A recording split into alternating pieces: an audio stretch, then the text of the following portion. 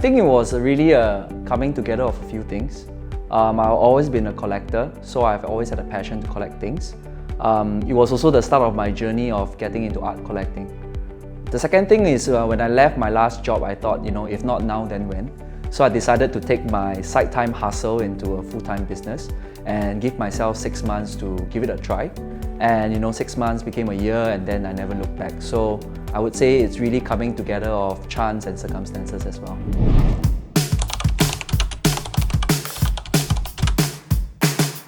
My first piece was a Murakami flower ball. It was very interesting how I actually got started, because I actually started both my art collecting journey together with the business. I wanted to get a flower ball, but it was so expensive when it was presented to me in some of the galleries in Singapore. So I set myself a challenge of DIYing one on my own, cold-calling dealers in Japan, getting prices, finding out what it costs to ship over, framing.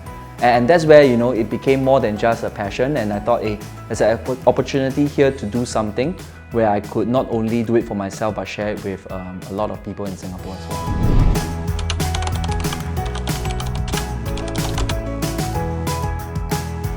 I like to say that I like my children all the same, so there's no one favorite piece. And even for myself, across a year and a half, I can see my own preference changing as well. It's part of a collecting journey. I mean, what I liked a year and a half ago, my aesthetics could have changed as well. So I wouldn't say there was one at one time that was most favorite, because every single piece meant different things at different times. There was the first piece when I bought when I left Bangkok in my previous job. There was also another piece that I bought to commemorate my first year in this business. And apparently now also everything in this showroom right now, on show for the next show, is also part of my favorite list, because they are the artists that I really, really recommend to people.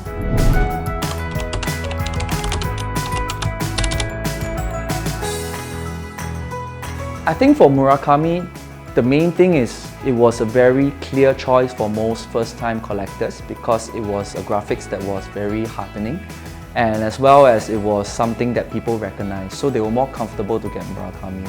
I saw a demand for collectors to get theirs as their first piece, but in Singapore it was always tough to see so many pieces at once.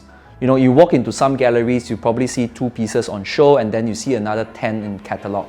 So I thought, hey, why don't I do something where it's a bit different, take a risk and put 50 unique pieces at one time, and people get to see things in comparison next to each other. I thought that was quite interesting to show, rather than selling in drips and drabs across the 1 year. So I found it to be quite successful, and people really appreciated it. Even if they didn't buy, they were able to compare the different series across the different years, and be more well informed, because I was able to share some difference between there was a transition of style, or there was a difference between the different series. What really surprised me in the show was actually how well the community in Singapore are receptive to art collecting. Because I always thought this can be quite a very isolated community in Singapore, but I realized that all walks of life, people are willing to spend a bit of money and get into art collecting. So you see young couples buying for their first home, bachelors buying for their own first office, or even slightly older couples getting it for their children. So what was quite surprising is the great varsity in terms of the art collecting crowd. Yeah.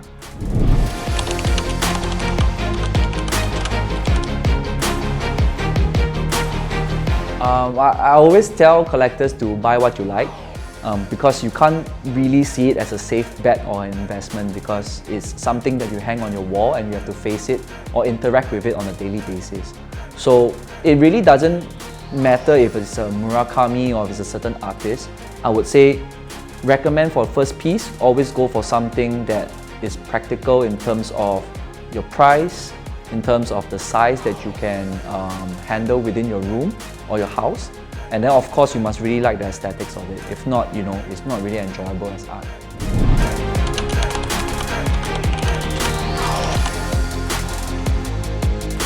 I think NFT gets a bad name for the perception is people think that NFT is going to replace art in its physical form. But I think I beg to differ. They both are here to stay, and they should be seen as partners to each other. Digital art is just another extension of the art collecting journey, and it just has certain pros and cons that the physical cannot be able to achieve. So I see them being together rather than one trying to take over another. For me, my own personal collection, I have not ventured into NFT yet, and I also have not gone to the extent of trying to broadcast it or promote it to my collectors, because I feel I'm still not an expert in it, and I only want to stand behind artwork or artists that I fully understand.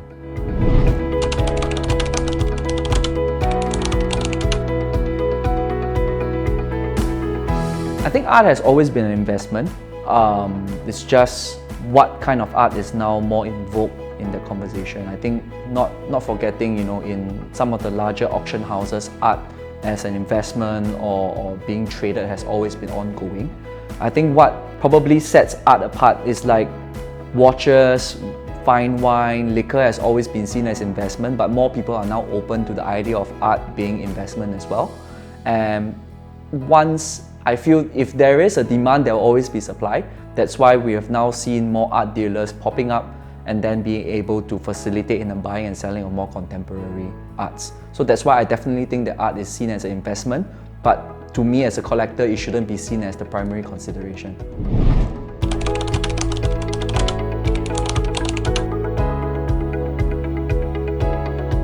I think the artwork is so big and there's so many different tiers and sectors to it, it's hard to pinpoint a certain artist.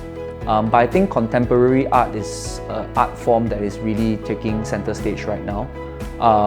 Also, I think what is becoming quite apparent in my everyday dealing is that people are willing to take more chances in the type of artwork and the choice of artists that they choose to buy. So they're giving more chances to emerging artists or even less known or less heard of artists.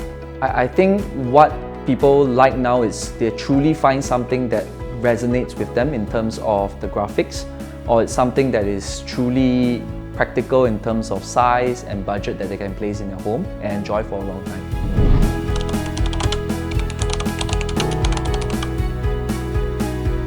I think for me, there are different tiers. Right now, I'm more focused on emerging artists that are slightly underrepresented in their home country. So for me, like this show, Jogja, the New Wave, what I did is I've chosen 6 artists from Yogyakarta. They are just being picked up and having international recognition by some of these galleries here in Asia and abroad. So what I've decided is to do a show for all 6 of them. And we have Fandi here on the left, we have Fika, we have some other names as well. So all of them represent really good value as well as aesthetics that are quite common in young collectors right now.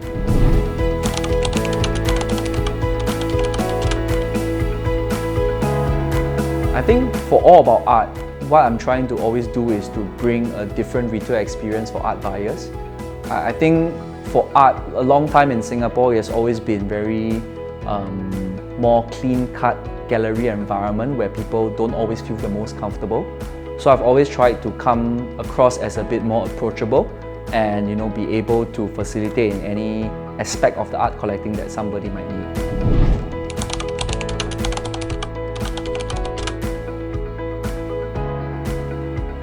I think this year has been quite a milestone for us. We made the transition from the old brand to the new. And as the name suggests, all about art, I'm trying to branch into all verticals of art throughout the art collecting journey and just not the buying and selling. So do expect us to hopefully move into a larger space where I can accommodate things like framing or more conversations, artist residency and things like this. But we're definitely trying to become more than we can and hopefully be of more help to the community. So we intend to do 6 to 8 shows this year, one every 2 months. And this is the first of the 6 shows that we try to put together some emerging artists. Hi, I'm Jonathan, founder of All About Art. Thanks for joining us today. Stay tuned to the feature on Review Chronicle and follow us on Instagram.